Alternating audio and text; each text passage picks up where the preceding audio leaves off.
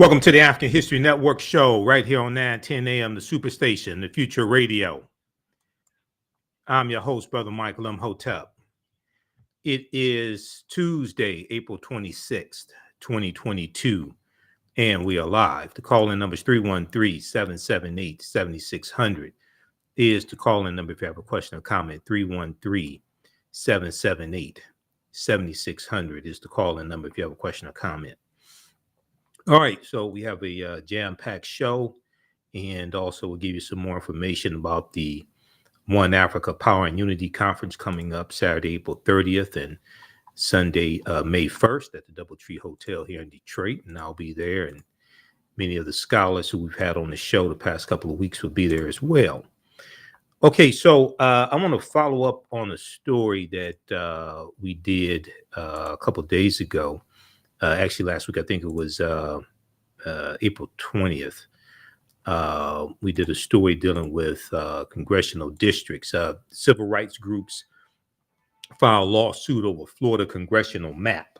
Civil rights groups filed lawsuit over Florida Congressional map signed by Governor Ron DeSantis that eliminates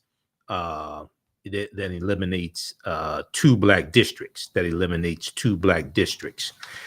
And we talked about this last week. It was Friday. We talked about this on a Sunday show because this article came out Friday, April 22nd. We talked about this on a Sunday show. And when I was on Roland Martin Unfiltered on Friday, we discussed this as well.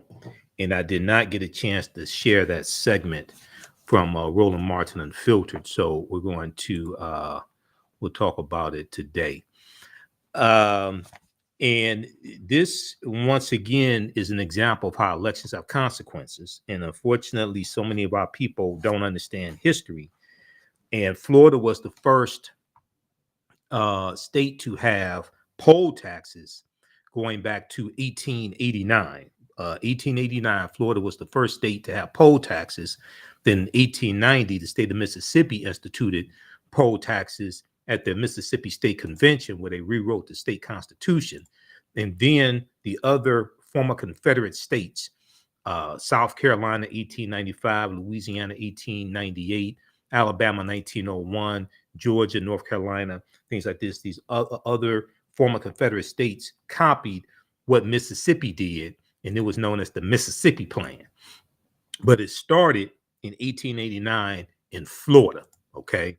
So we're going to talk some about that again today, and I'll let you hear the segment from Roland Martin Unfiltered where we talked about this. Then also on yesterday's show, Monday's show, we talked about the lawsuit that attorney Ben Crump has filed against Wells Fargo. Civil rights attorney Ben Crump says Wells Fargo's discriminatory loan practices is killing Black opportunity. And this dealt with a story that we talked about here on this show back in March of 2022 that dealt with Wells Fargo only approving 47% of the home refinance applications from African Americans. Okay, only 47% were approved. Well, we know that on Monday, April 25th, there was a press conference that was held in Atlanta, and we're going to share some more of that press conference today. Also, after yesterday's show, I did some more searching on this story. And some various local news organizations covered this story. Okay, and there was one story. There was one WSB TV out of Atlanta covered this story. So I'm going to let you hear some of their coverage of this as well. I still haven't seen a lot of national stories on this, New York Times, Washington Post, things like this. But I saw some local coverage on this story. So we'll talk about that again on today's show. And we have an update for you as well. But this goes back to the story from Bloomberg. This goes back to the story from Bloomberg, March 11th, 2022. Wells Fargo rejected half of its, let's see, pull it up here. Wells Fargo rejected half of its Black applicants in mortgage refinance. Boom. Okay. And Wells Fargo was the only lender that turned down more African American applicants than it approved. Okay, they only approved 47% of the applicants who were trying to refinance their home mortgages. Okay, so we'll talk about this: 47%, and compared to 72% of white homeowners. They were the only lender who turned down more African Americans who applied to refinance their mortgages than they actually approved. So we'll talk about this today. Then late today, this story came out. I saw this story from businessinsider.com. And this deals with President Joe Biden and student loan forgiveness.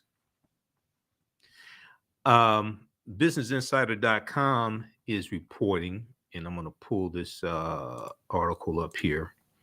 Businessinsider.com is reporting on a meeting that took place today with the Congressional Hispanic Caucus.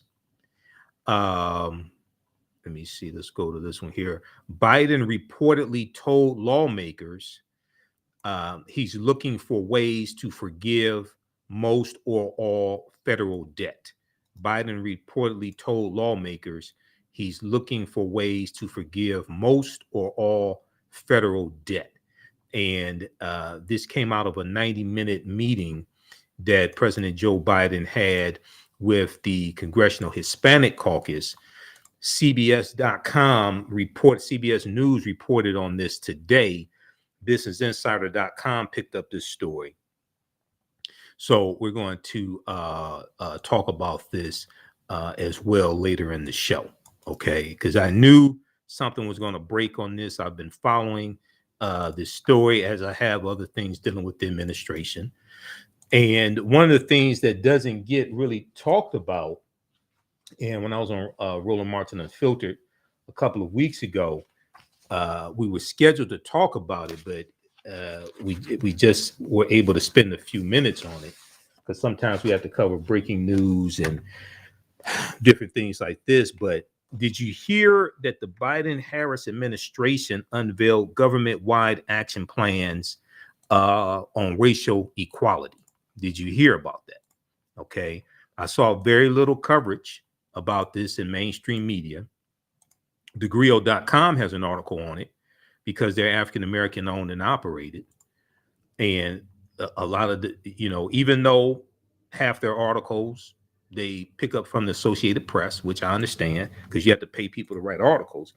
But a lot of this information dealing with how the policies from the Biden-Harris administration are helping African Americans, a lot of this you don't see in mainstream media, okay, which is one of the reasons why African American owned and operated media is so important, and one of the reasons why it's important to support the African History Network show, okay, because this type of information that I deal with you won't find in a lot of other places.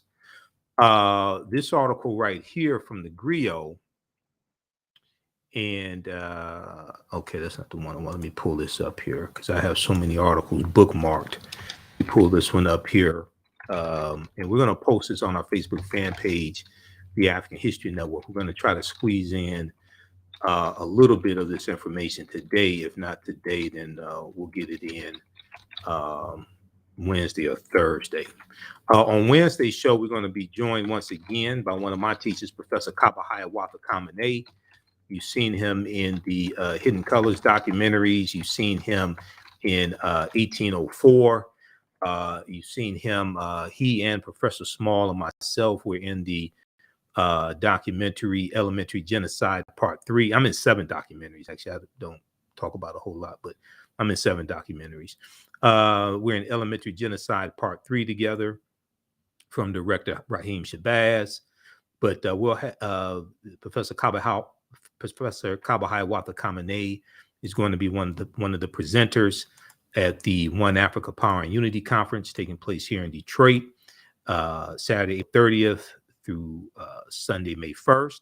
Visit our website, AfricanHistoryNetwork.com. We have the information there, how you can get tickets. If you can't attend in person, you can watch online. Okay, they have live streaming of it.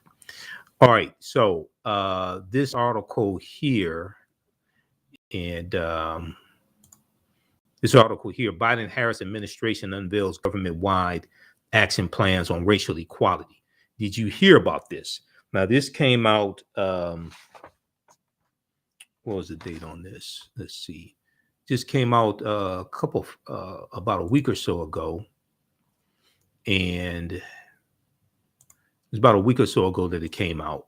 But this deals with following up on the,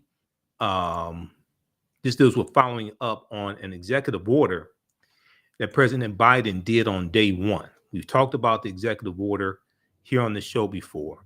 There were 10 executive orders that President Biden did on January 20th, 2021, when he took the oath of office. This article is from April 14th, 2022. Biden-Harris administration unveils government-wide action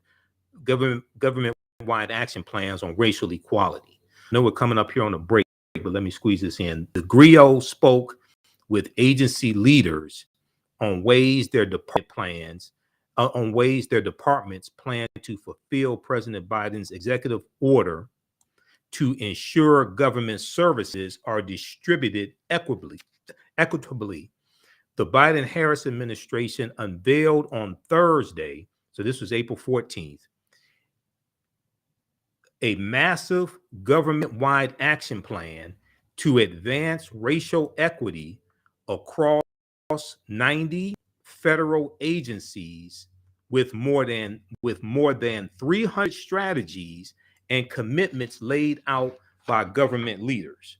Okay, the announcements from the dozens of federal agencies are the start of fulfilling an executive order signed by President Joe Biden on the first day in office to advance racial equity across the entire federal government. The simple Simon-ass people that you watch on social media that run their mouths about the Biden-Harris administration. Did they tell you about this? We'll do all this on the other side of the break. Listen to the African History Network show. I'm Michael Imhotep. We'll be back in a few minutes. Stand by. Back from break in 4 minutes.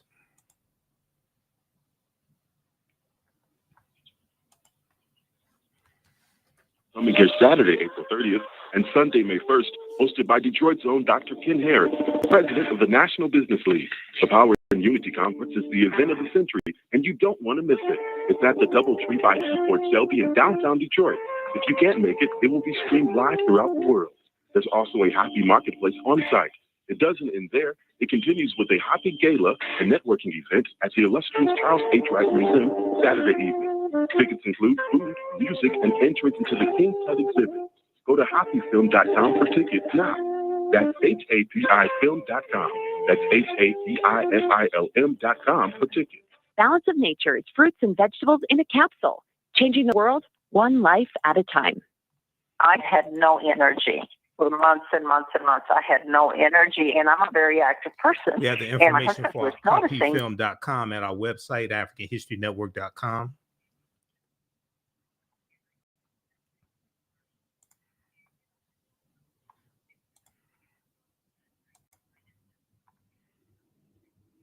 Back from break in 3 minutes. Stand by. How's everybody doing? Share this broadcast on your social media platforms.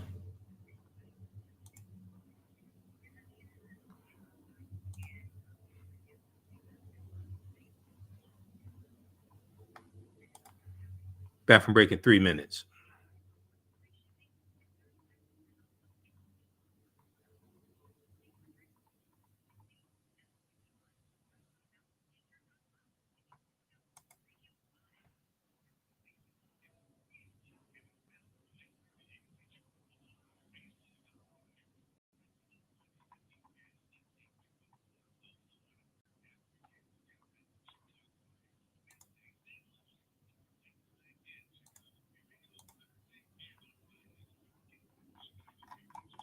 Bathroom break in 2 minutes. Stand by.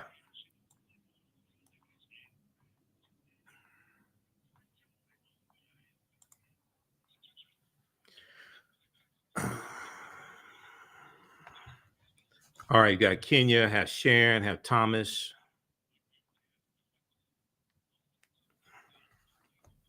Bathroom break in 2 minutes.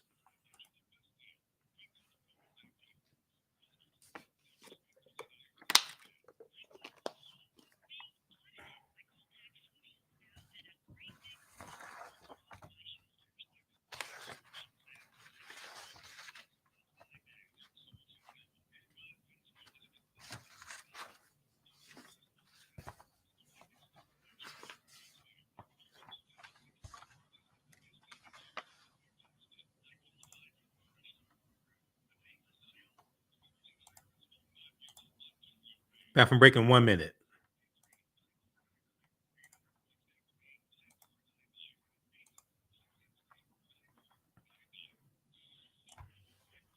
An African History Network show. We deal with current events in history and politics, education, economic empowerment, entrepreneurship, relationships, love, sex, health issues, and much, much more. Unfortunately, many people confuse what racism is. Racism is a power structure. It was laws and policies that put us in this predicament. It's going to be laws and policies that take us out. So when you control the radius of a man or woman's thoughts, you can control the compass of his or her actions, because the mind can't do or teach what it doesn't know. We have it all on 910 AM Superstation. Welcome back to the African History Network show right here on 910 AM Superstation, the Future Radio. Okay, we're going to go to clip number 1 here in just a second, Shakita. So if we revisit this story that we talked about on our Sunday show, when I had Dr. Linda Jeffries and Professor James Small on, so the CNN has this piece: civil rights groups file lawsuit over Florida congressional maps, signed by DeSantis. Civil rights groups file lawsuit over Florida congressional map signed by Governor Ron DeSantis.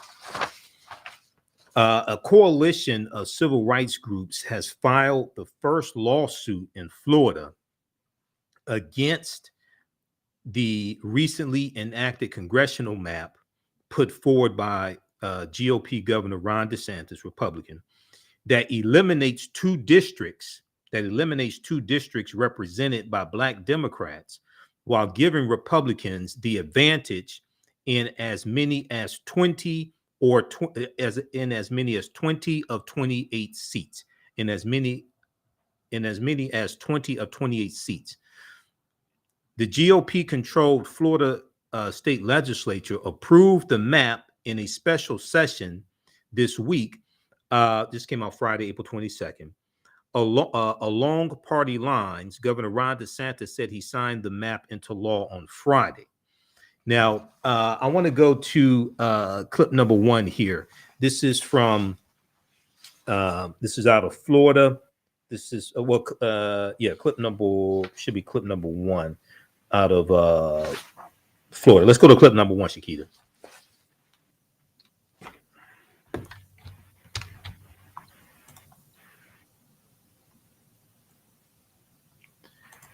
Okay.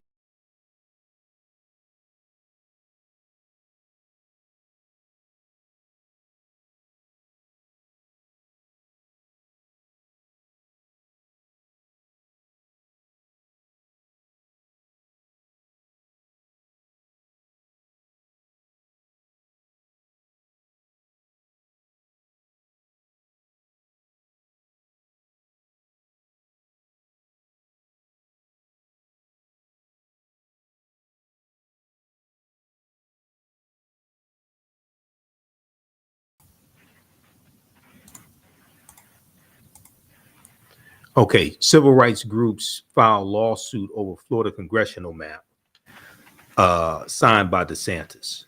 Okay, and this lawsuit filed in state court in Leon County alleges that the map is a Republican gerrymander and violates the Fair District Amendment. Okay, violates the Fair District Amendment of the Florida State Constitution by diminishing the power of Black voters.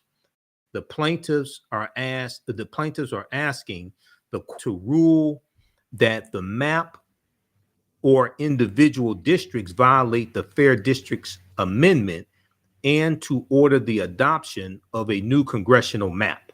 The challenge was filed by several Florida voters, as well as the League of Women Voters Florida, Black Voters Matter, Florida Rising, and Equal Ground Florida. Do we have clip number one?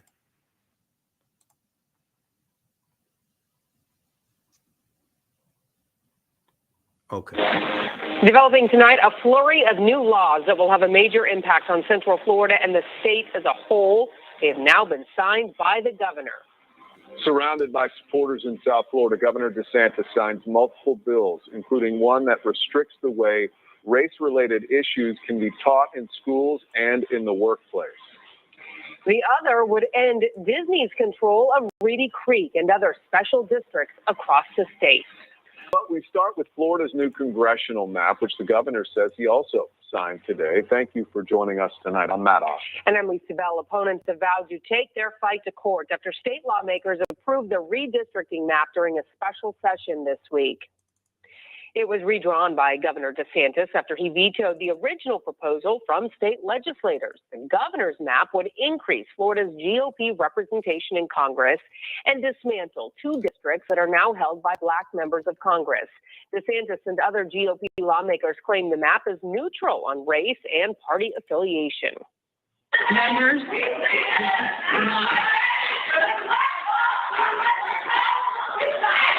we have one recess. Democratic House members think differently, taking control of the House floor yesterday to delay the vote, calling the new boundaries racist. The bill ultimately passed, but they're vowing to fight it tooth and nail. News 6's Amanda Castro is here with more on the lawsuit that was just filed. Governor Ron DeSantis signed his congressional map into law, and it's already facing legal challenges. Several voting rights groups announcing a lawsuit on Friday, saying the map approved by the House and Senate during this week's special session doesn't comply with state redistricting laws. What you have seen from the governor has been thug-like behavior. He is clearly violating the law. State Senator Randolph Bracey, surrounded by fellow members of the Legislative Black Caucus, denouncing the map, calling it unconstitutional, saying the map changes 2 majority Black districts, District 5 in North Florida and District 10 in Central Florida. State Representative Camilla Brown says the map reduces Black representation from 4 congressional seats to 2. What we're doing by diminishing it is really silencing the folks. But State Representative Randy Fine disagrees, saying the maps are constitutionally compliant and this isn't a matter of reducing minority representation. They believe you should get the percentage of seats of people who look like you or act like you or vote like you. That's not our system in this country. We have single districts and people in those districts vote. Bracey adds this important issue was overshadowed by the bill the governor also signed into law on Friday that dissolves Disney's Reedy Creek Improvement District. I believe that the Reedy Creek bill and dealing with Disney was designed, the timing was designed that way to overshadow what he was doing with the map. I think that was clear. As of now, no hearings have been set in that lawsuit against the governor's map. But the big question is, how long will this take to play out in the courts? Qualifying for Congress starts in June, and lawmakers on both sides of the aisle say we'll just have to wait and see what happens. Reporting in Orlando, I'm Amanda Castro, getting results, News 6. Drinking water before bed. Okay, pause right there. All right, that is from out of Florida. That is Channel 6. Let's see, WKMG News 6, Orlando, Florida. That's on their YouTube channel. Black lawmakers accuse DeSantis of thug behavior as voting rights groups sue over redistricting. Okay, and then also check out the article here from the Washington Post. New district map. Let me flip over to this here. Okay, so we have the one from CNN, and then this one here from the Washington Post. New district map sanctioned by DeSantis passes after protest by Black legislators. They were protesting on the state legislature floor. The group of Florida lawmakers chanted and bowed their heads in prayer before the session went into recess.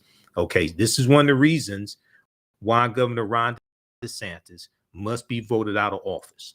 Okay, and back in 2018, we're going to clip number 2 from Roland Martin Unfiltered in just a second. Back in 2018, when Ron DeSantis ran against Andrew Gillum, and I was telling people, we got to make sure Ron DeSantis does not get in office. Vote for Andrew Gillum. His policies were better for African Americans than Ron DeSantis. And some woke ass people were saying, "Oh, Ron DeSantis, Andrew Gillum doesn't have a black agenda." And I said, Ron DeSantis has an anti-black agenda, and an anti-black agenda is worse than not having a black agenda. Okay, policies can benefit you. They don't have to say black African American to benefit you. I've been on the committee to write an executive order for the city of Detroit. Policies don't have to say black or African American to benefit you. 1, 2. If the majority of the people that have to vote on the bill are white, it's better if it doesn't say black or African American. There was a reason why most slaves who ran away at nighttime, not in the daytime. They weren't stupid. But some of us today don't have the common sense of a slave. We're going to go to Roland Martin Unfiltered when we come back from the break. I know we're up against a break here. But read these 2 articles. We got to do more reading. We have 2 eyes and 2 ears, most of us, and 1 mouth. So we should do 4 times as much reading, watching, and listening as we do talking. You listen to the African History Network show right here on 9 10 a.m. Superstation, the Future Radio. I'm Michael Imhotep. We'll be back in a few minutes. Stand by. Back from break in 4 minutes.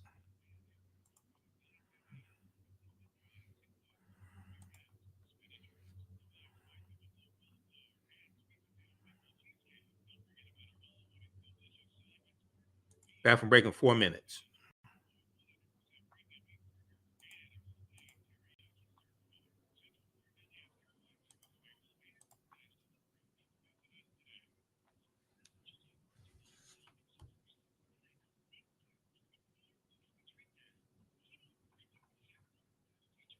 How's everybody doing?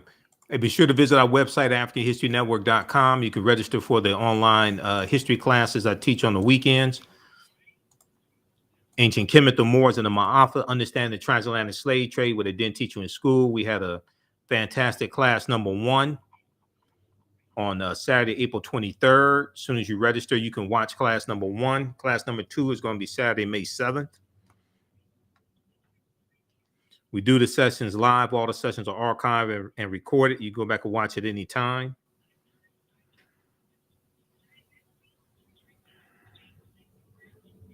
As I teach on the weekends. Stand by, back from break in 3 minutes.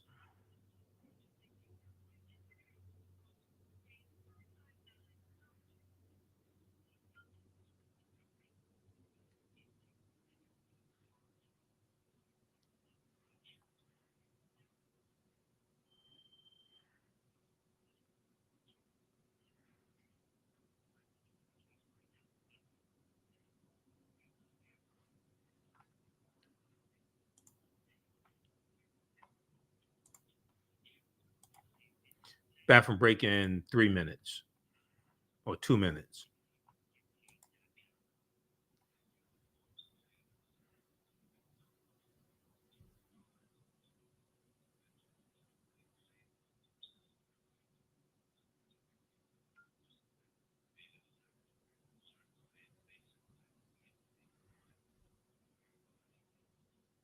All right, everybody, share this broadcast on your social media platforms. Invite your friends to tune in.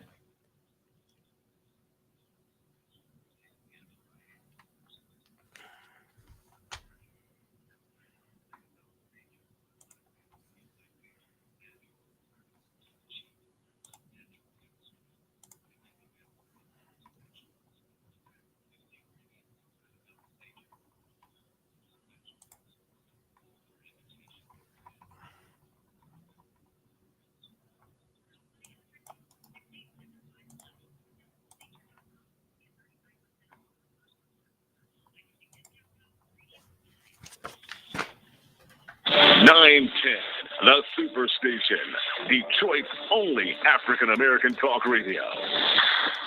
All right, welcome back to the African History Network show right here on 910 AM, the Superstation, the Future Radio. Okay, be sure to visit our website, AfricanHistoryNetwork.com. You can register for the online history classes I teach on Saturdays and Sundays. We just had session number 1, class number 1 of Ancient Kemet, the Moors, and the Maafa, Understanding the Transatlantic Slave Trade, what they didn't teach you in school. We have a new section that just started up Saturday, April 23rd. Class number 2 is Saturday, May 7th, because I'll be at the One Africa Power and Unity Conference. You've been hearing the commercials here. So as soon as you register for the class, you can watch class number 1. There's bonus content there. There's going to be some other bonus content I'm going to upload, like I'm going to upload my Juneteenth presentation and an interview one of the media outlets did with me doing with the history of Juneteenth. So this class is on sale, $80, regularly $130. We deal with thousands of years of history and what leads up to the transatlantic slave trade taking place. Okay, this you can use this information, this content with your children also. I would say the content is PG-13. Okay, so visit our website, AfricanHistoryNetwork.com. Also, you can email us if you have any questions. Email us at AHNshow@AfricanHistoryNetwork.com. If you've taken any of my online classes in the past, you'll get a 50% discount and a 50% discount on the 3-course bundle pack as well. Okay. And if you have any questions, you can also give us a call, 313-462-0003, 313-462-0003. Okay. I'm pretty busy, so be sure to leave a voicemail message also. All right. Okay. That's the office number for the African History Network, 313-462-0003. All right, I want to go back to this story here. We're going to clip number 2, Shakita from Roland Martin Unfiltered.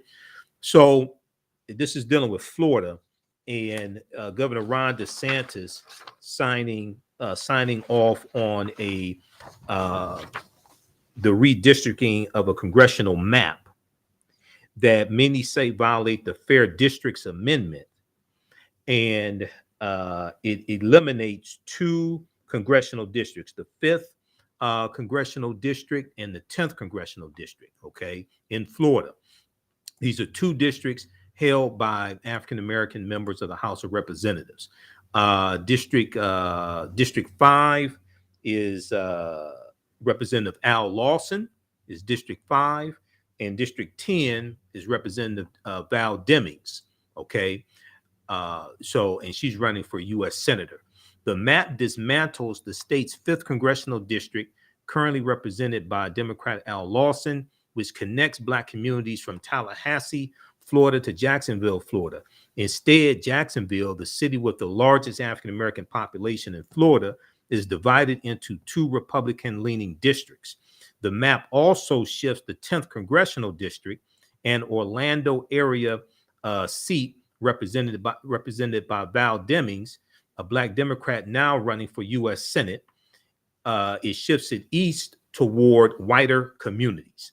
Okay, Governor Ron DeSantis has contended those districts are racially gerrymandered and suggested they are unconstitutional. Now, once again, Florida was the first state to have poll taxes in 1889, followed by Mississippi. What Mississippi did, if their Mississippi State Convention in 1890, that we talk about here many times on this show, because so many people don't understand history and don't understand how history is repeating itself, it was known as the Mississippi Plan. And the only Negro who was there, Isaiah T. Montgomery, who was the founder of Bayou, Mississippi, and he was the mayor of Bayou, Mississippi, a former slave, and he became a wealthy landowner. He voted along with the white supremacists in the state legislature to disenfranchise African Americans. Now, I don't know if he's related to Senator Tim Scott, Black Tea Party Republican from South Carolina. I don't know if he's related, but I wouldn't be surprised if he is. Read this article here from the Washington Post. The Mississippi plan to keep Blacks from voting in 1890. We came here to exclude the Negro. We came here to exclude the Negro. That's a direct quote from Solomon Saladin Calhoun, who was the White County judge who presided over the Mississippi State Convention of 1890. And he said exactly what they were there to do. He said, let's tell the truth if it burst the bottom of the universe, he said, quote, "We came here to exclude the Negro. Nothing short of this will answer, because African Americans were the majority of the voters in Mississippi in 1890. Okay. And what they did in Mississippi became known as the Mississippi Plan, which became the model that was used throughout the South to disenfranchise African American voters." All right. So I want to go to this clip here. I was on Roland Martin Unfiltered on Friday, April 22nd. And Roland spoke with Cliff Albright from Black Voters Matter. And then he went to this panel. I was on this panel. Let's go to this clip.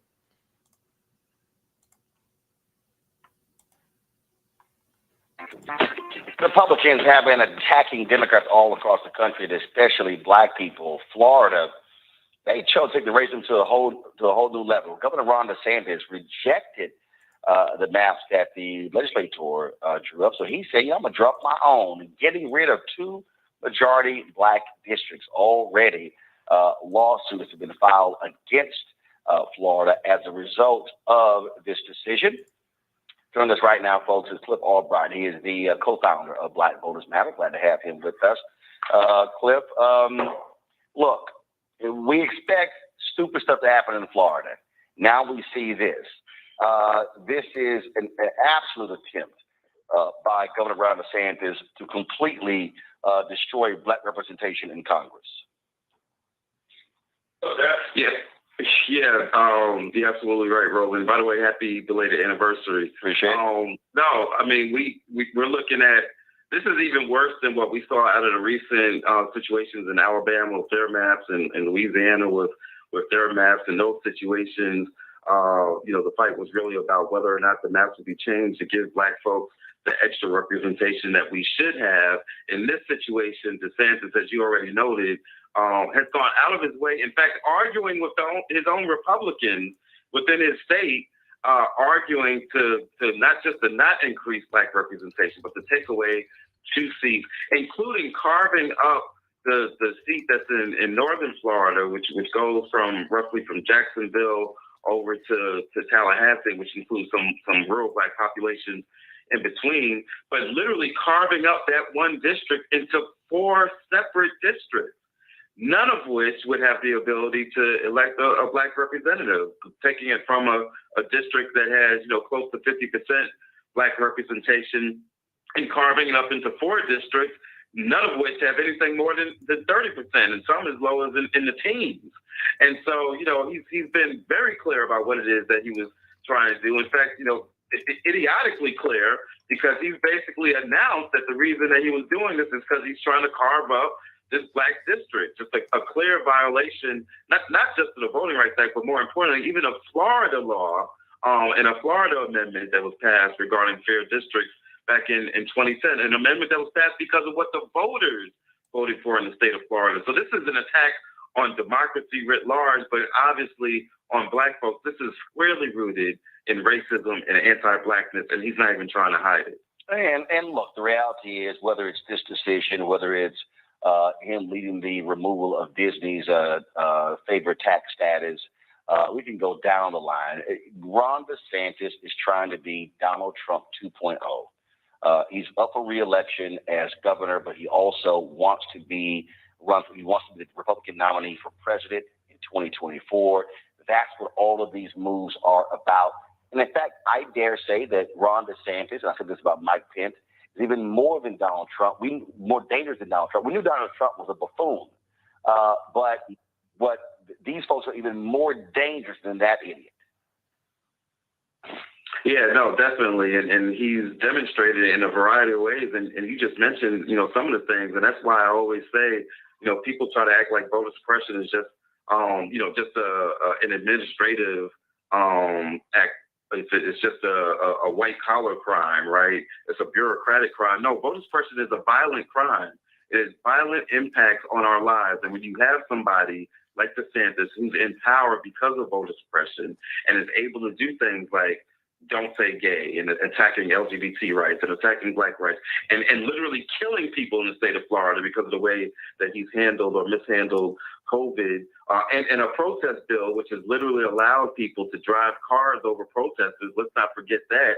Voter suppression is a violent crime. It is having violent impact on our lives, and he's using any means necessary to maintain that. Keep in mind that and shout out to the Florida legislators who, in the midst of this vote on this map, decided to do a sit-in, and not even just a sit-in, a full-out protest, because they weren't just sitting quietly. They had signs and were walking around, and so shout out to them. But keep in mind what they did, what the Republicans did in response to that.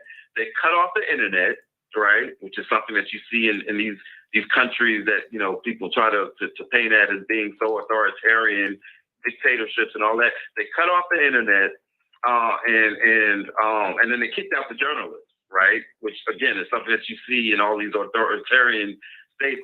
This is what it's come to in the state of Florida. All of it is rooted in anti-Blackness, but as we often see with racism, structural racism, and white supremacy, what starts off geared directly at us eventually infects their entire system. Again, the constitutional amendment that he is going against in Florida law is an amendment that was passed by the voters of Florida. And so he's attacking Black voters and the Black community, but in doing so, he is attacking the very nature of Florida democracy and something that Florida voters across the board had voted to approve. Well, I mean, these are the games the Republicans are playing, and this is also why many folks have been making it clear that Democrats have got to wake the hell up, pay attention to what's going on. You look at the polling numbers of President Joe. Okay, pause it right there. We'll continue this on the other side of the break. You listen to the African History Network show right here on 910 AM, the Superstation, the Future Radio. Calling numbers 313-778-7600, 313-778-7600 if you have a quick question or comment. We'll be back in a few minutes. Stand by, back from break in 4 minutes. How's everybody doing? Give us a thumbs up, give us a heart, give us a like on this broadcast.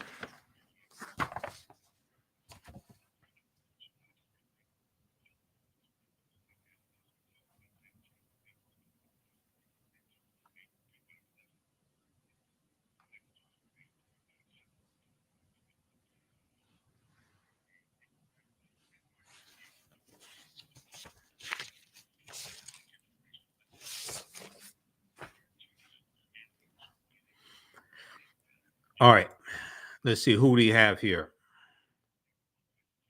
Okay, we got Sharon. Okay, be sure to turn on live notifications if you follow us on Facebook and YouTube.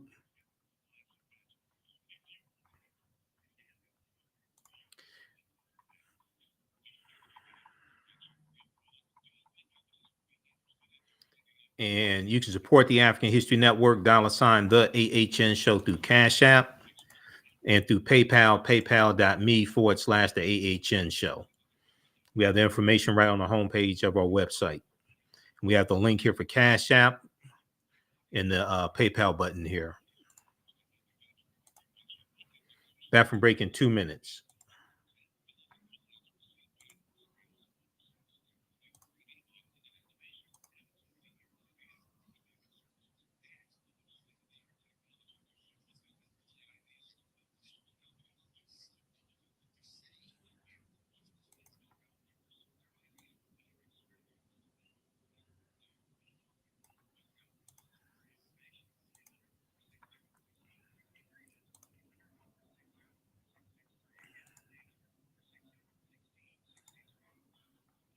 Back from break in 1 minute.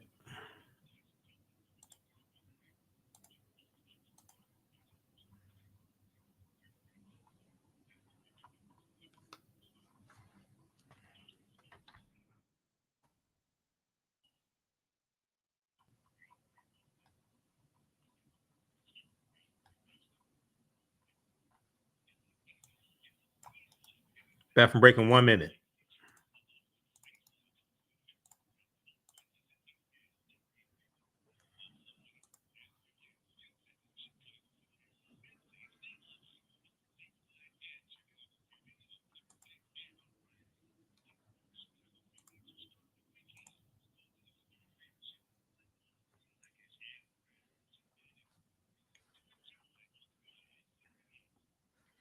Welcome back to the African History Network show. All right. I want to go back to this clip here from Roland Martin Unfiltered. We were talking about the Governor Ron DeSantis signing off on a new congressional map that eliminates 2 black districts. Roland is speaking with Cliff Albright of Black Voters Matter. Then he goes to his panel. I was on this panel. Let's go back to this clip, please, Shakita.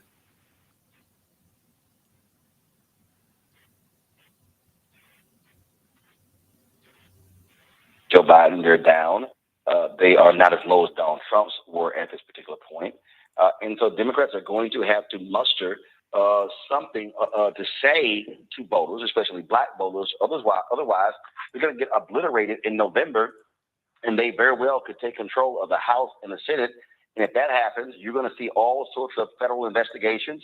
You may see Republicans attempt to impeach President Joe Biden. You're not going to see the black judges that Biden has been appointing get confirmed by the United States Senate. They are going to declare war on black people and America if they are in control of the House and Senate come January 2023. That's right. And the only way to keep that from happening, one of the only ways to keep that from happening, and you mentioned it, Roland, Democrats have got to get, including in Congress as well as in the White House, Democrats have got to be just as ruthless about using their power. And yes, I said ruthless. They've got to be just as ruthless about using their power for the good, right? As folks like DeSantis have been for using it for the bad in the name of white supremacy and racism and anti-LGBT and anti-women and anti-everybody else, right? That's their campaign motto, right? Republican Party, we hate everybody. And so, but they don't hate anybody more than black folks. So we need the Democratic candidates, those who are already in office, as well as those that are running for office, to be just as clear about their defense about black folks and other marginalized groups, and to speak to our issues and to speak so unapologetically. That's how you mobilize a base. President Biden has got to be just as aggressive at using his power and to protect students and to waive student loan debt and to deal with police violence and whatever it is that they can do at the executive level. He's got to be just as aggressive at doing that as people like DeSantis are for using their power for the bad. That is the only way. We don't counter. We're not going to say that you counter hate with hate, right? But you got to counter power with power. And you got to counter it with righteous power that is rooted in love and is responsive to your base the same way DeSantis, as you said, this entire move, he achieves 2 things. 1, he gets to achieve his anti-black fantasies, and 2, he gets to establish himself as somebody who's Trumpier than Trump, and as somebody who can even stand up to Republicans within his own party. The Democrats have got to find that kind of courage and be willing to use their power in the same way, and to campaign in a way that speaks towards that, and not to campaign in a way that's speaking towards these unicorns that they think are out there that are going to somehow be converted to voting for, much the way that one of the Democratic candidates in Florida, we're not going to go into that, stepped on, and stepped on her own toes and made some mistakes because she was trying to cater to some Trump voters. That's not a winning strategy. All right, then. Cliff Albright. All right. Pleasure, man. Appreciate it. Pause right there, Shakita. Why Pause right doesn't there. every home in Okay, I know it's coming up on the ad.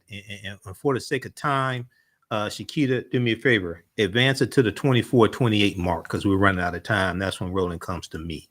Okay, so advance it to the 24-28 mark and press play.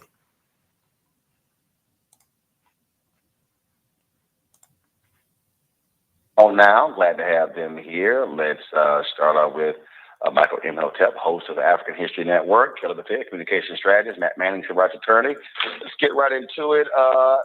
Michael, I'll start with you. It is crazy, just to literally watch what is going on. What Ron DeSantis is doing in Florida. He is really a mini Donald Trump.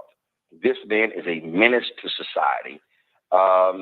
And you would think that Democrats are coming up with a consistent and coherent message to take this man down, but they're flailing in Florida. They have no leadership whatsoever.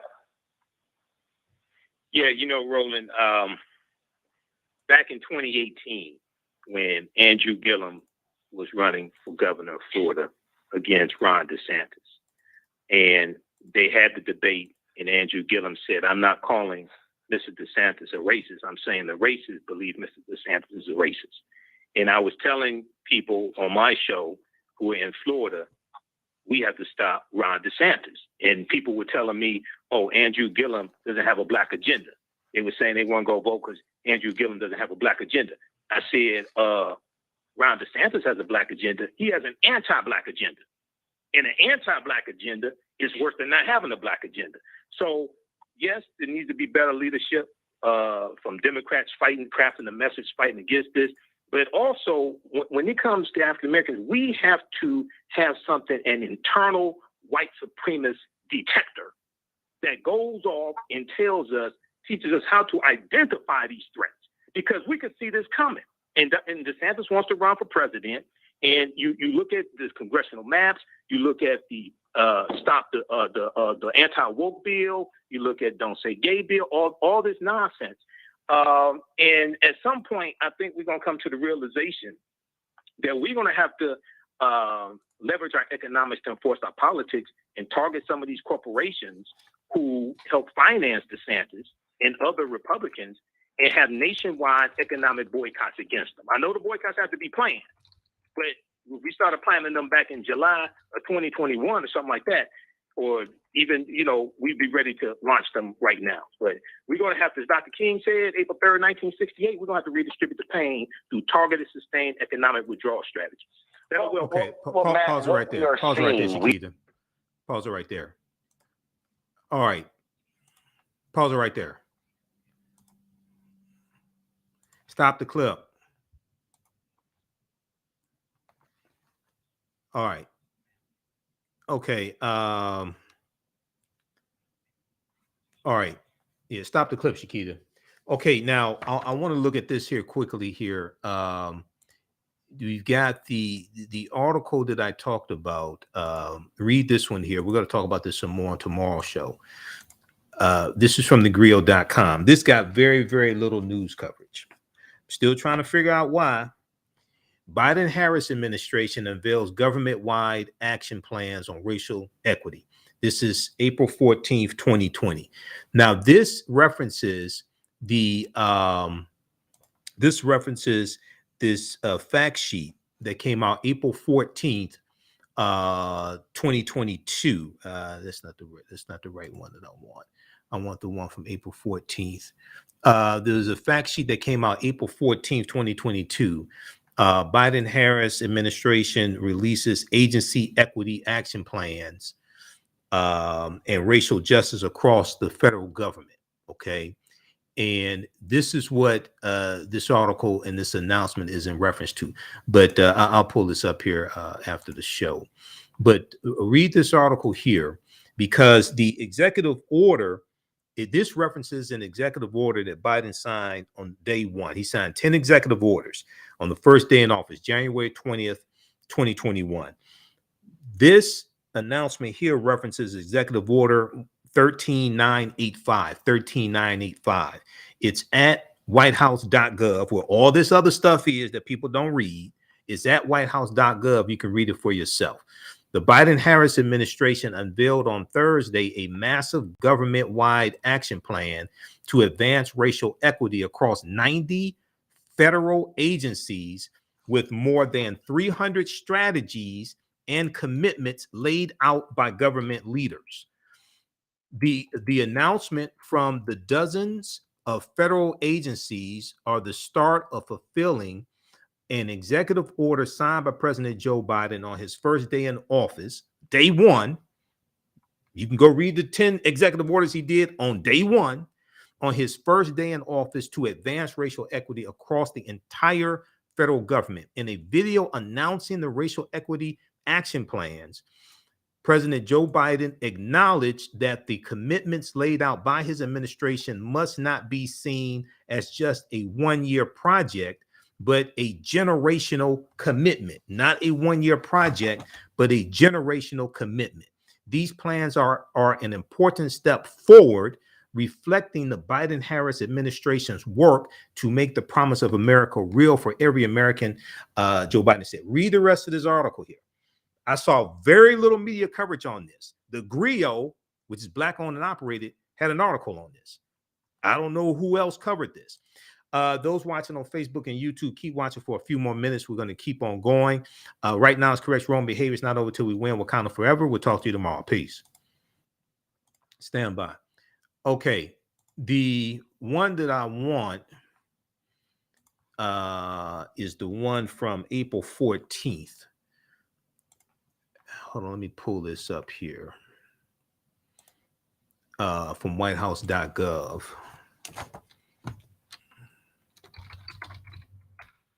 This deals with the equity action plan.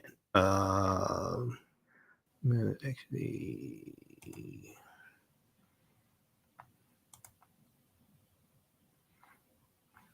okay, I thought I had that, but let me pull this up here. All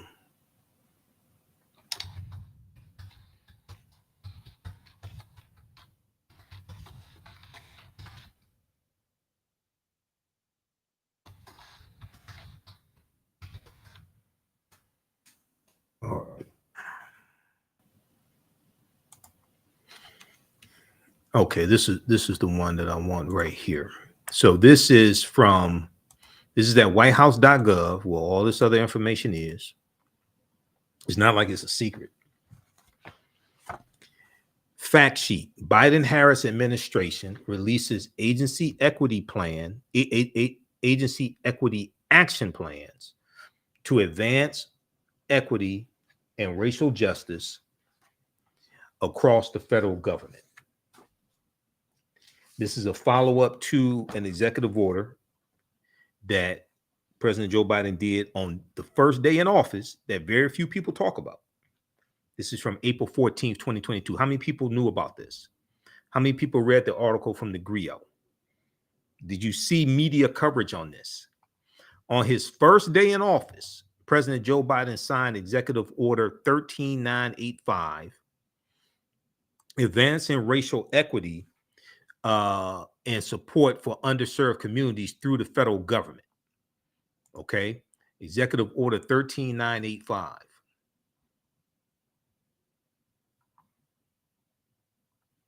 Let me see. Let's go back to this. Where is that? Right here. Okay, that historic executive order directed the whole, WHOLE, directed the whole of the federal government to advance an ambitious equity and racial justice agenda. Let's see if we can increase the size of this. Okay, let's look at toggle large font size. All right.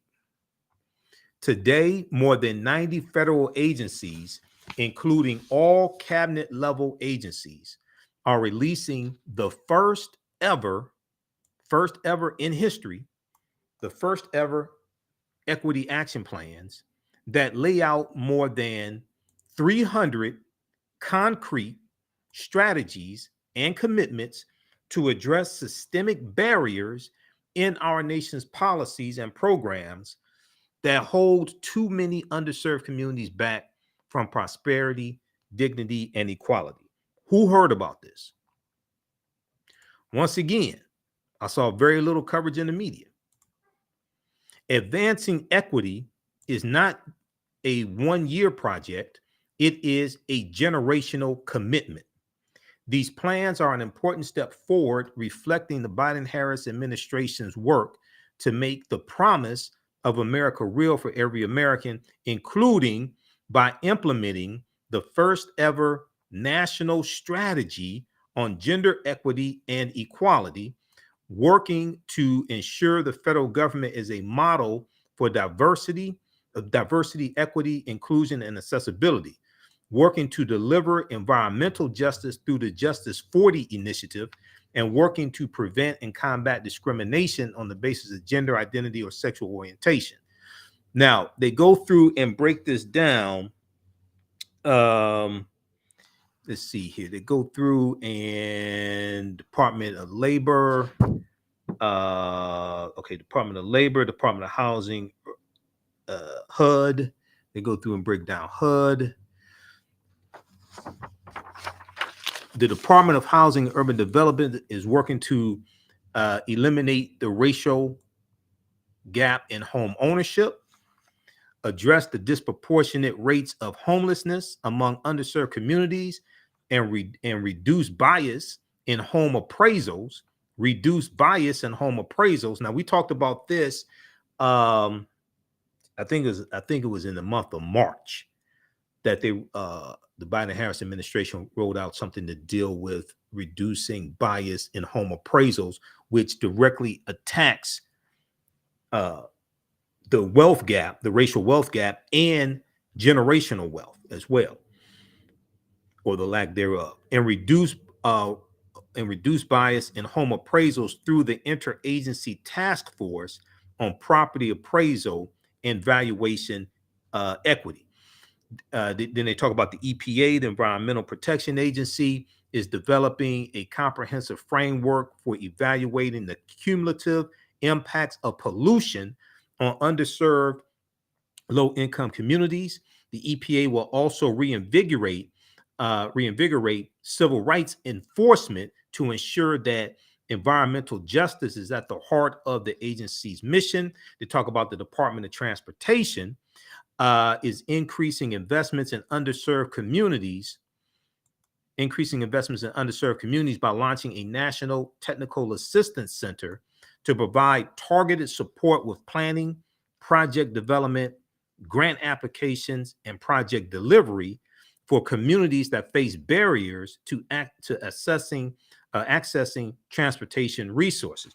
We also know that part of the $1.2 trillion infrastructure bill, part of that is going to address how African American communities especially were harmed by the 1952 and 1956 U.S. Interstate Highway Acts that drove 41,000 miles of interstate highways throughout our communities, disrupting our communities. Many of our homes were taken through eminent domain, businesses wiped out, things like this. This part of that $1.2 trillion infrastructure bill, the Secretary of Transportation, Pete Buttigieg, has talked about. It hasn't gotten a whole lot of coverage, however, but that's to start to address the damage that was done to our communities by the U.S. highways. The Department of Justice is improving language access to its programs so that Americans with limited English proficiency can better report crimes. Then they talk about the Department of Interior. The Department of Commerce is investing nearly $50 billion in broadband infrastructure deployment, affordability, and digital inclusion efforts to help close the digital divide, particularly for rural and tribal communities. And we know 25% of African Americans live in rural America. The Department of Health and Human Services is increasing outreach to communities of color to encourage enrollment in free and low-cost healthcare, and is addressing the maternal mortality crisis. So we know that also Vice President Kamala Harris just held a summit at the White House dealing with Black Maternal Health Week as well. Okay, Black Maternal Mortality Week, Black Maternal Health Week. Also, because she's been shining the light going back to December 2021 when she held the first summit on Black maternal health at the White House. She's been shining the light on this as well.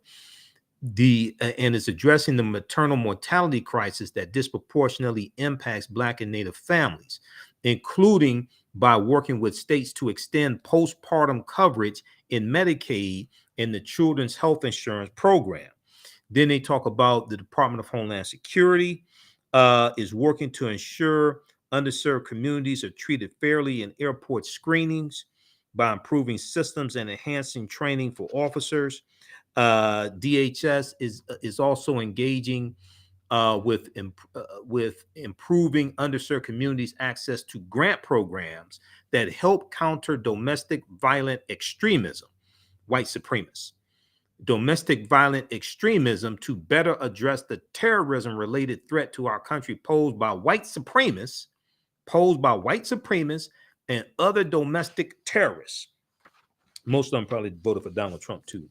I don't know that for certain, but just having done radio for 12 years and covering down and reporting on Donald Trump. Most of them probably voted for Donald Trump also.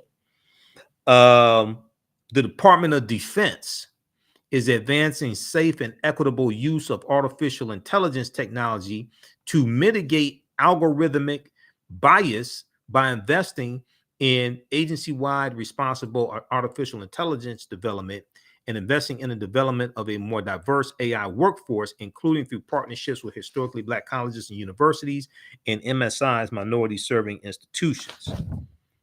U.S. Department of Agriculture is expanding equity access to nutrition assistance programs and strengthening gender equity by implementing a national awareness campaign and expanding the implementation of online ordering in the Women, Infants, and Children Nutrition Program, WIC.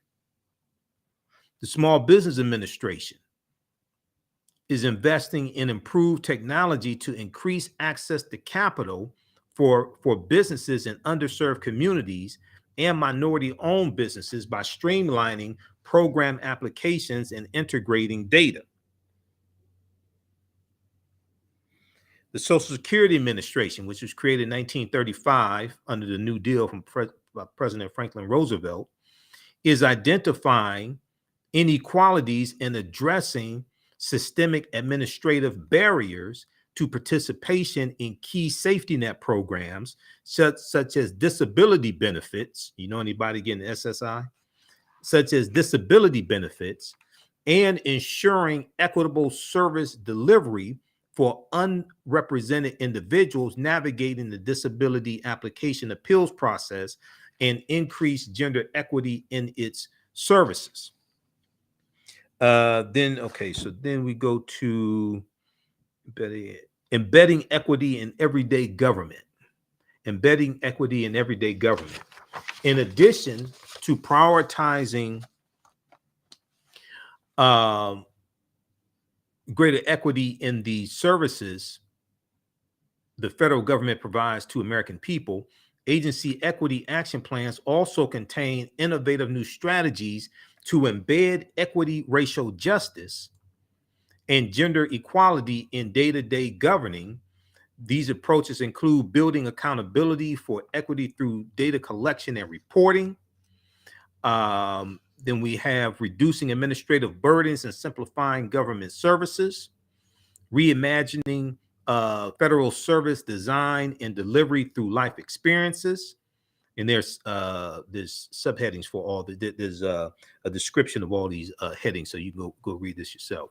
Engaging with stakeholders and communities who have been historically excluded to ensure government policies are informed by the broadest cross-section of Americans. Agencies are engaging trusted intermediaries and tailoring outreach to make meaningful and authentic participation possible for a wide range of Americans. Narrowing wealth gaps through federal contracting and procurement. Narrowing wealth gaps through federal contracting and procurement. As the largest buyer in the world, the U.S. federal government will address racial and gender wealth gaps by leveraging the power of federal procurement to drive greater investment in minority-owned and women-owned small businesses. We didn't have federal government contracts, but we had contracts with the city of Detroit, county of Wayne, and the state of Michigan. When I was doing business consulting and then also managing a construction company, we ran a construction trades program, and then we became a general contractor for a city of Detroit project. Okay, so I've been involved in bidding on government contracts, things like this, and it's a lucrative business. And most of our employees were African Americans that we were paying. And these government contracts are reallocation of taxpayer dollars. So we pay taxes. We need to go get this money. Like Frank Lucas said, I'm going to get that money in American Gangster. Okay, we need to go get that money. Delivering equity through grant making. Let me back up right here. This is important. Narrowing wealth gaps through federal contracting and procurement. As the largest buyer in the world, the U.S. federal government will address racial and gender wealth gaps by leveraging the power of federal procurement to drive greater investment in minority-owned and women-owned small businesses. And what happens is, I know with the county of Wayne, which is the county that Detroit is in, they had certifications for minority-owned businesses, women-owned businesses, because when you bid on contracts, and I put together bid packages for the contracts, I had to take us through the process of being recertified as a vendor for the county of Wayne, because you can't just jump up and say, hey, we can do that job, give us the contract, things like this. You have to go through a process to become a vendor of a municipality, of a county, of a state. There's a process you have to go through to be an authorized vendor so you can bid on contracts. A lot of us don't have the paperwork together, don't go through the process to actually become an authorized vendor of a city, county, state, federal government to be able to bid on the contracts. So when you have those different types of certifications, small business, there was a small business certification, there was a women-owned business certification, and a minority-owned business certification. When you apply for the contract, when you put in a bid or put in a proposal for the contract, you got extra points because they had a point scoring system. It wasn't just looking at the who had the lowest bid. It was a point scoring system. You got extra points for having those certifications, being minority-owned, women-owned, meaning that a woman was, I think it was, a woman was either 50% or 51% owner in the business, something like that. It'll vary from government to government. And then you got a small business, women-owned, and minority-owned. You got extra points on the scoring when you submitted a proposal for a contract. Delivering equity through grant making. Okay, persistent barriers make it difficult for under-resourced and underserved communities to be aware of, compete for, and effectively deploy federal grants for everything from infrastructure, to medical research. Because a lot of times people, if you're not in the loop, if you maybe don't know somebody in the government entity to wire you up when these contracts are coming down, you may not even know about it until you see on the news somebody got a contract. Agencies are addressing these barriers by helping underserved communities learn about and navigate federal funding opportunities, expanding capacity building efforts, and embedding a focus on equity into decision making about how to award federal grants. All right. Advancing equity through the $1.9 trillion American Rescue Plan and bipartisan infrastructure law implementation. Now, no Republicans in the House or the Senate voted for the $1.9 trillion American Rescue Plan. And one of the things it did, even though it even helped Republicans that voted for the Republicans, they didn't even support the bill. Had $46.5 billion in there in rental assistance for renters and for landlords. $46.5 billion. The $4 billion in debt forgiveness for African American farmers and Latino farmers, Native American farmers, that got blocked by jealous white farmers who sued to stop the funding and said that their constitutional rights were being violated because they were not allowed to take advantage of the debt forgiveness, even though white farmers got almost $26 billion in COVID-19 relief from the Trump administration, and African American farmers only got 26 million out of the 26 billion that white farmers got. That was in 2020 under the Trump administration. The white farmers weren't claiming discrimination against African American farmers at the time when we were being discriminated against. Okay, so we need to really go research what's in that $1.9 trillion American Rescue Plan that we talked about numerous times here on this show. It's also at whitehouse.gov as well. They have a fact sheet on that. The president has made equity a priority in the implementation of two of the most ambitious legislative packages in generations, with the goal of ensuring an inclusive response and recovery from the pandemic and in rebuilding our nation's infrastructure. Okay, so check this out. That's just a summary of these 6 pages here. Who knew about this? Who actually read this before I showed this to you? Who knew about this? Who saw this before I showed this to you? This came out April 14th, 2022.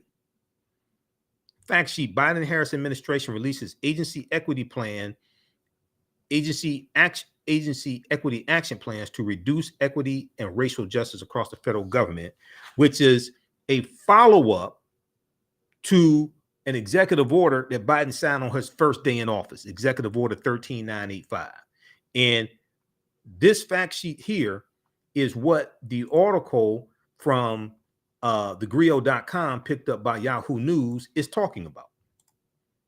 There was very little, there was very little coverage. Well, actually on MSNBC, I ain't seen nothing on this. The only articles I've really seen on this are from thegrio.com.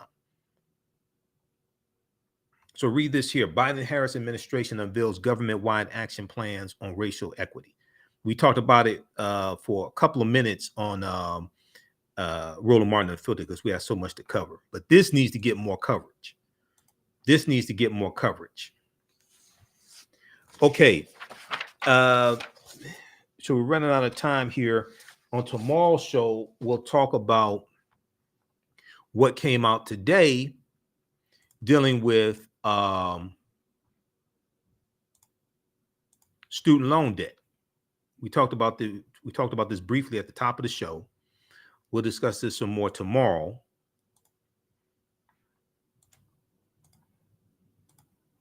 This is from businessinsider.com. They picked this story up from cbsnews.com. Biden reportedly told lawmakers he's looking for ways to forgive most federal debt. So there was a meeting that took place, and this story came out Tuesday. There was a meeting that took place between Biden and the Hispanic caucus. Okay. And he talked about this in the meeting. President Joe Biden appears to be going beyond his campaign pledge when it comes to student loan forgiveness. CBS News reported on Tuesday, April 27th, that in the 90-minute Monday meeting, Monday, April 26th, Monday, April 25th. This was Tuesday, April 26th. In a Monday meeting with some members of the Congressional Hispanic Caucus, Biden said he has asked his aides to explore options of broad forgiveness for federal loans. Broad forgiveness of federal loans, a lawmaker in attendance reportedly told the news outlet CBS News. Quote, they're looking at different options on what they can do on forgiving it entirely. They're looking at different options on what they can do on forgiving it entirely. That was our request, what they can do, period. On forgiving it entirely. That was our request, one of the lawmakers said, who requested to remain anonymous.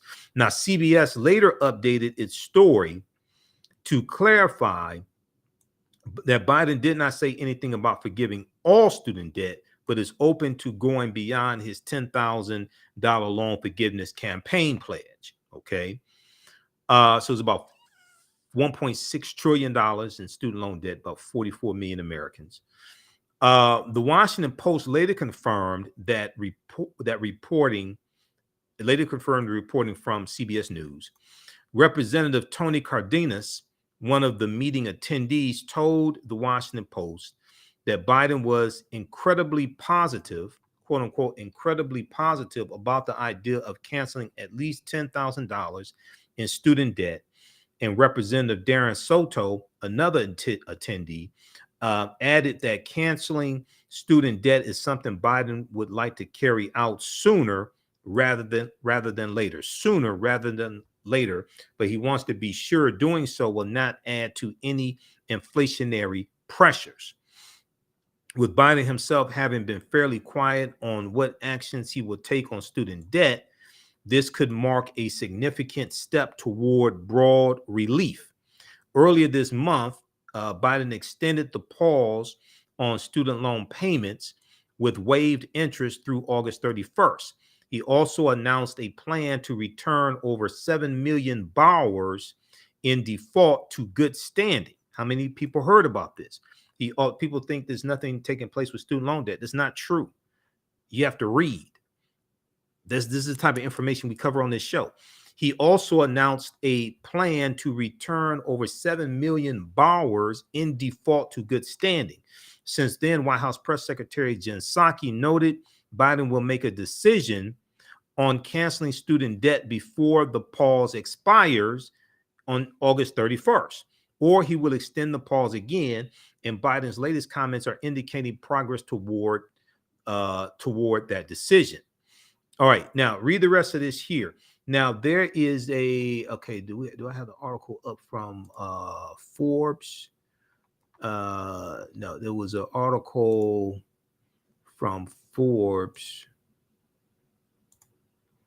Where's the there was one, hold on, there's one from Forbes I wanted to go to. Okay, $1.7 trillion in student debt. Now, where is, hold on, let me see something here.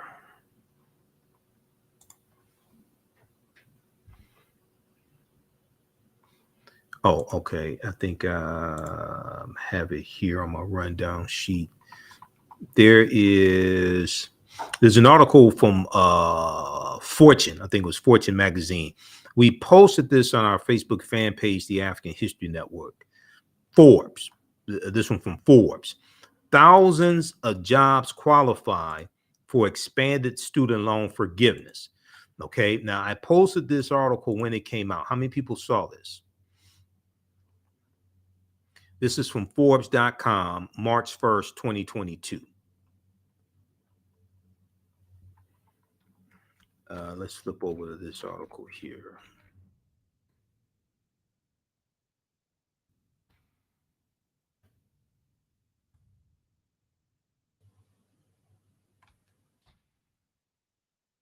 Okay, let's look at this one here.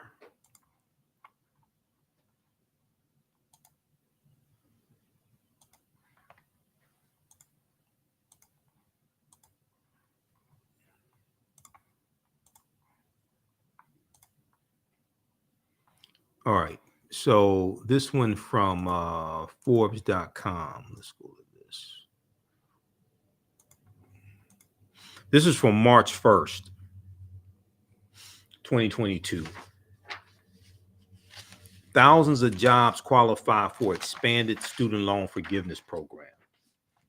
Thousands of jobs qualify for expanded student loan forgiveness program. Under a temporary expansion of a key federal student loan forgiveness program for public service workers, thousands of jobs will qualify and 1 million borrowers may ultimately benefit. Have you heard about this? Thousands of jobs will qualify and 1 million borrowers may ultimately benefit. New changes to student loan forgiveness program for public service workers. Okay, the public service loan forgiveness Pclf program can wipe out the federal student loan debt for borrowers committed to public service careers. Pclf was established in 2007, but its original eligibility rules were complex and poorly communicated to borrowers. Pclf restricted student loan forgiveness to borrowers with direct program federal student loans only. Other types of federal student loans were excluded. The program also required borrowers to repay their loans under an income-driven repayment plan, leaving out borrowers who were making payments under most other plans. Okay, now late October 2021, the Biden-Harris administration announced a broad temporary new initiative to expand PCLF relief called the Limited PCLF Waiver. The expansion will allow borrowers to get credit for periods of repayment that would not have qualified under the original PCLF rules. This includes past payments made on non-direct federal loans like FFEL loans or Perkins loans, as well as payments made under non-qualifying repayment plans. According to the Biden-Harris administration, 70,000 borrowers have already received $5 billion in student loan forgiveness, okay, under the waiver. And officials expect hundreds of thousands more to ultimately benefit from the temporary relief. Okay, so you have that. Then you have student loan forgiveness for nonprofit workers, student loan forgiveness for nonprofit workers. All right. Now, full-time employment for designated 501c3 nonprofit organizations generally qualifies for PSLF. Many nonprofit organizations are 501c3s, including private nonprofit academic institutions, nonprofit hospitals, and charitable organizations. Nonprofit organizations that are not 501c3s may or may not qualify. For example, partisan political organizations and labor unions generally won't be eligible. Other types of nonprofit organizations may or may not count, but the Department of Education makes these determinations on a case-by-case basis. Then you have student loan forgiveness for public servants, student loan forgiveness for public servants, full-time employment for any domestic government entity would qualify for PSLF as well in most cases.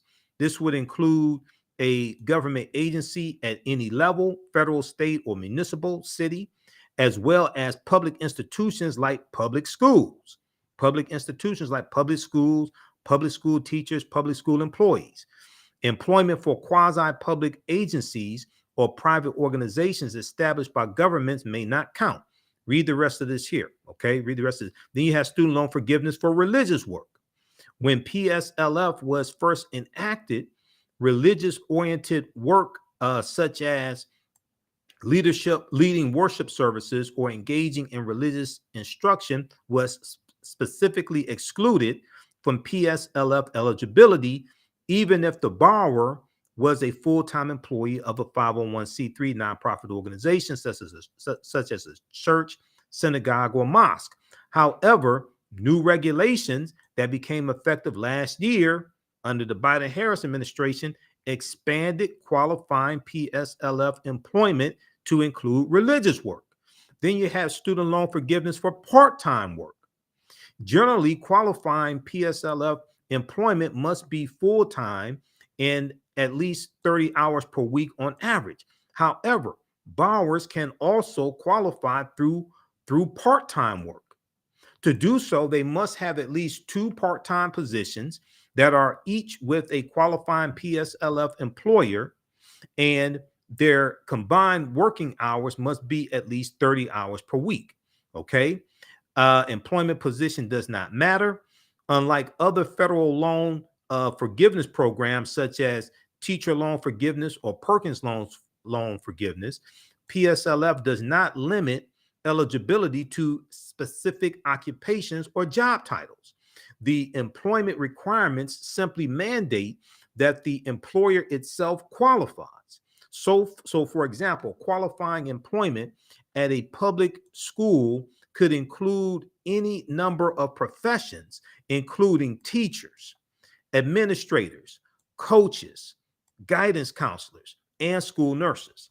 Okay, read the rest of this here. How many people heard about this? This came out March 1st, 2022. How many people heard about this? Okay, the requirement is, however, that requirement is waived. Okay, read the rest of this here. Okay, now how to get more information. The Education Department has revamped its online PCLF help tool. They have a link here for it, which allows borrowers to get a preliminary assessment as to whether their employment may qualify for the loan forgiveness. Okay. Now, already close to $17 billion. So they have a link here to another article. Already close to $17 billion in student loan debt has been forgiven by the Biden-Harris administration. Have you heard about this? Okay. Now, if all this is going on and you haven't heard about any of this, then, you know, you have to ask yourself why. Now, where are you getting your information from? Where are you getting your news from? Yes, I've said before, the Biden-Harris administration has a messaging problem. But all this stuff here, the articles are written on this stuff. So we need to read also. Biden's student loan forgiveness now tops $16 billion after newest wave of approvals. Have you heard about this? This is from February 21st, 2022.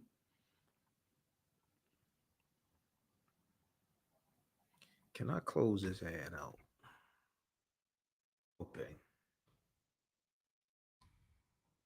The Biden administration, the Biden-Harris administration has now approved at least $16 billion in student loan forgiveness. That was February 21st, 2022. Is at least $17 billion now. According to the Department of Education, following last week's announcement of newly approved eligible borrowers, Biden's targeted student loan forgiveness. The $16 billion in student loan cancellation approved so far reflects the Biden administration's targeted approach to wiping out student debt. Officials are trying to ease access to existing student loan forgiveness programs by relaxing program requirements, expediting approvals, and expanding the pools of eligible borrowers. The administration has approved $7.8 billion in federal student loan cancellation for more than 400,000 disabled borrowers, okay, under the Total and Permanent Disability TPD discharge program. Through its TPD discharge initiatives, the Education Department is providing automatic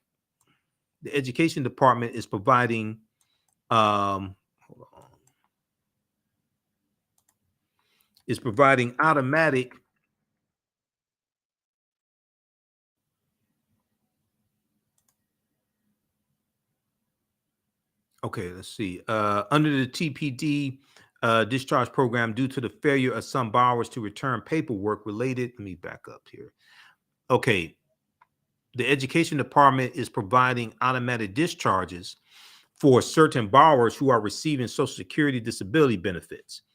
Okay, so read the rest of this here. Then it goes through, okay, also provided $5 billion in student loan forgiveness for 70,000 borrowers through fixes to the to the Public Service Loan Forgiveness Program. So we just talked about that.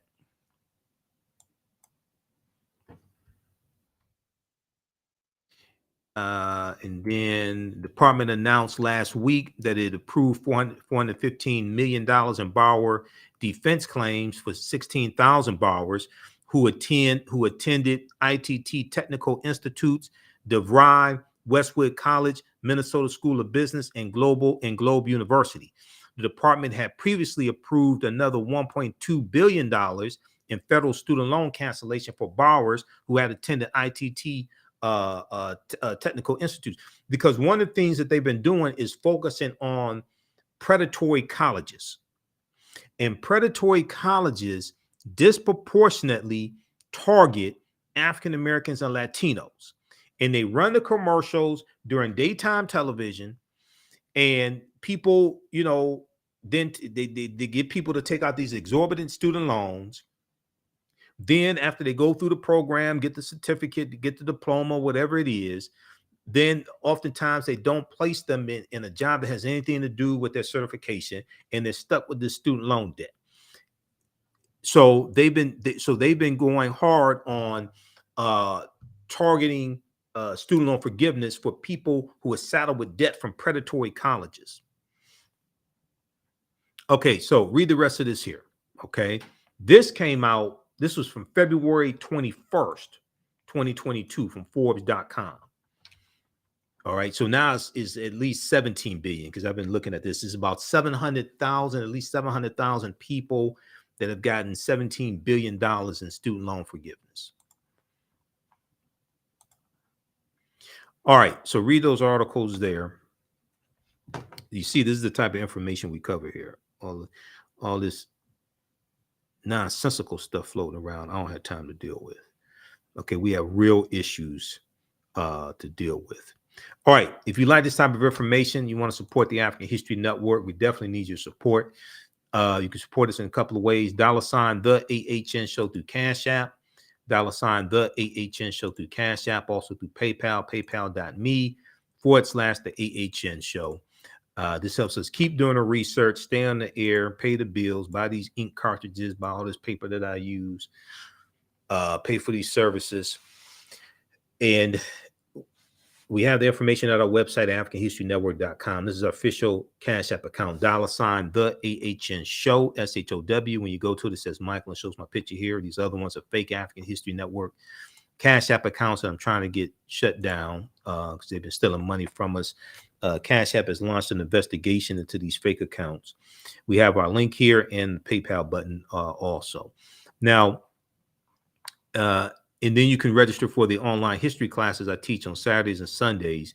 We just had a fantastic class, number 1, of ancient Kemet, the Moors, and the Maafa, understanding the transatlantic slave trade, what they didn't teach you in school. That was on Saturday, April 23rd. Class number 2 is Saturday, May 7th. Okay, 2 p.m. to 4 p.m. Eastern Standard Time. As soon as you register, you can watch class number 1. There's bonus content that you can watch. There's an interview I did with Dr. David Imhotep, who wrote the book, The First Americans Where Africans Documented Evidence. Is actually him speaking to my class. I had him in my class, one of my previous classes. And there's going to be other bonus content that we upload as well. The class is on sale $80, regularly $130. As soon as you register, you can start watching content. You can ask questions in the class also through the live text chat. And you can see me in the class. I can't see you, so you don't have to worry about getting dressed up or anything like that for the class. We do the sessions live. All the sessions are archived and recorded, so you can go back and watch it anytime. So even a year from now, you'll still have full access to the class. You can go back and watch it. All right. And then the second class that I teach, we have starting up. Class number 1 starts up Sunday, May 8th, from the Civil War to the Civil Rights Movement and Black Power, 1865 to 1968. And we have a bundle pack right now. You get all 3 classes, including Great African Women in History, the Mothers of Civilization. You get all 3 classes for $120. That's a $285 value. If you've taken any of my online classes in the past, email me at AHNshow@AfricanHistoryNetwork.com, AHNshow@AfricanHistoryNetwork.com, and you'll get a 50% discount. All right. Okay, look, we have to get out of here. And we have the information also about the One Africa Power and Unity Conference as well. You can register for that. If you can't attend in person, you can live stream the conference, both days of the conference. So we have the information at our website also. I'm going to post a link here. And give us a thumbs up, give us a heart, give us a like on Facebook and YouTube on these broadcasts. And we were broadcasting throughout the day on our social media platforms as well. You can download the iHeartRadio app and listen to the African History Network show because we have a page there on iHeartRadio. About 300 of our podcasts are archived there. And we're on 10 different audio podcast platforms. So wherever you get your podcast from, search for the African History Network show.